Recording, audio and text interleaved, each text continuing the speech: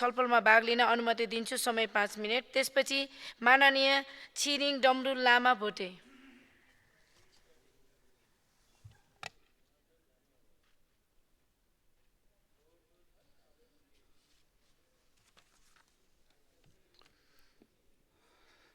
सम्मानीय सभामुख महोदय, आज हामी सहकारी सम्बन्धी केही नेपाल ऐनलाई संशोधन गर्न बनेको विधेयक 2081 उप छलफल गरिरहेका छौँ। मलाई यो यति बेला यो सहकारीको छलफल गर्दाखेरि यो सहकारी प्रकरणले कतिका ज्यान गए, कतिका धन सम्पत्ति सर्वस्व भए, कतिका चिल्ली बिल्ली भए, यी आदि समस्यालाई हटाएर उपयुक्त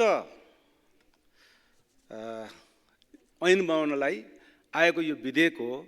यो विधेयकको दफावार छलफलमा हामी अहिले जुटिरहेका छौँ। त यो छलफल गरिरहँदा सत्ताका पक्षधर अरबौं सहकारी रकम हिँडबिना गर्ने व्यक्तिहरू धुर्बी हात्ती बनेर हिँडिरहेकै छन्, जुन कुरो सञ्चार माध्यमले बताइरहेकै छ।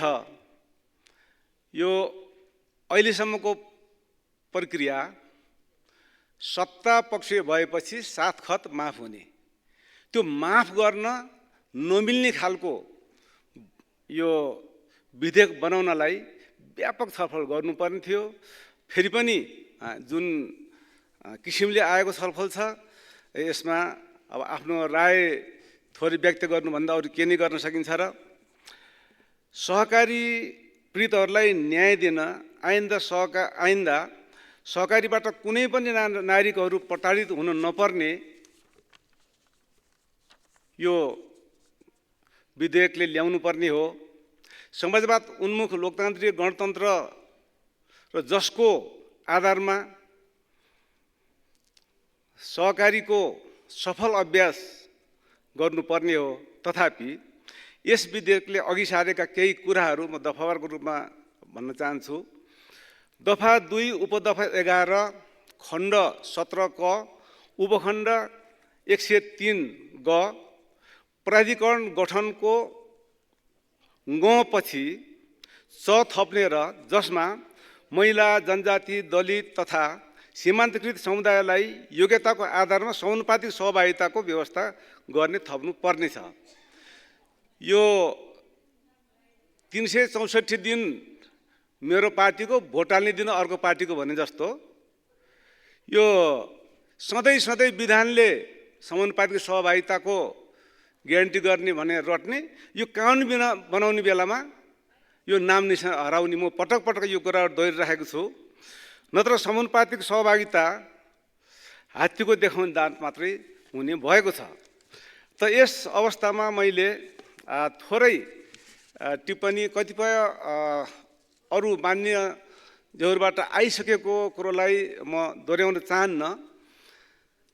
दफावार छलफलकै क्रममा उपदफा 11 को परिच्छेद 117 क को 103 6 को उपदफा 3 मा रहेको 24 घण्टालाई 48 घण्टा कायम गर्ने, उपदफा 11 को परिच्छेद 117 क को 10 103 ज को ठाउँमा रहेको तथा यस विधेयकले विभिन्न ठाउँमा रहेका बचत ऋणको मुख्य कारोबार गर्ने शब्दलाई हटाउने, उपदफा 11 को परिच्छेद 117 क को 103 ज को ठाउँमा रहेका सहकारी संस्थाको सट्टामा सहकारी सङ्घ संस्था कायम गर्ने, उपदफा 11 को परिच्छेद 117 क को 103 ज को उपदफा 6 हटाउने, उपदफा 11 को परिच्छेद 117 को 103 ङ को उपदफा 4 मा तथा